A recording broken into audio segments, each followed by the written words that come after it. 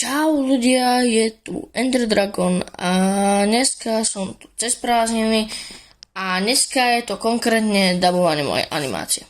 Teda nie, že budem animáciu dabovať, konkrétne je celá moja animácia. Slúbil som vám, že vyjde dneska, teda vyjde. Tak, bez ďalších kecov ideme na to. Dobre, takže ideme na to. Ako ste už mohli teda podchytiť, tak tento príbeh sa bude odohrávať počas školy, keď sme ešte ako my na základke, tak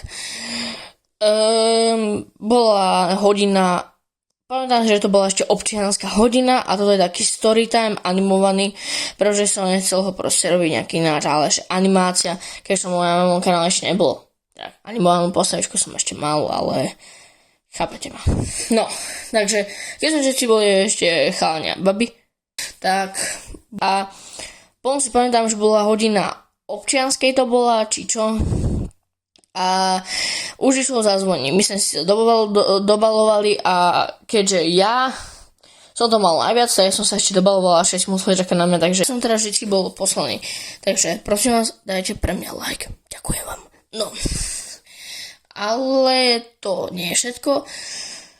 To konkrétne prišlo až vtedy, keď sa zo školy za mňa stalo väzenie.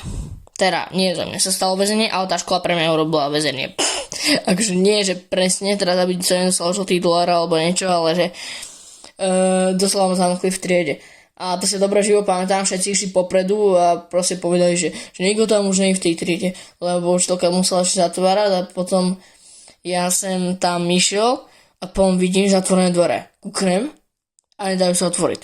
Kámo, na to zamkli. Všetci tu No dobre, nič také sa nestalo, ale ako to mám ďalej pokračovať?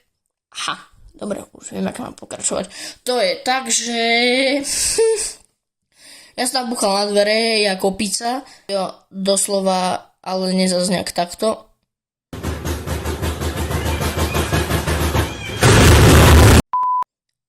OK, to bol dobrý joke. Ale troška ináč.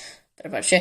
Ale ešte som šiel, ja som teda kričal, že prosím, pustite ma niekto, lebo ja som tam nechcel skysnúť, ešte budem v škole, že sa stane z môj domov. Ja som to práve povedal. No, tak došla učiteľka a otvorila mi. Ja som bol potom troška nahnevaný, nie že na ňu, ale že proste som tam bol zamknutý v triede, ja som sa už povedal, že tam pretrpím celú moju pubertu.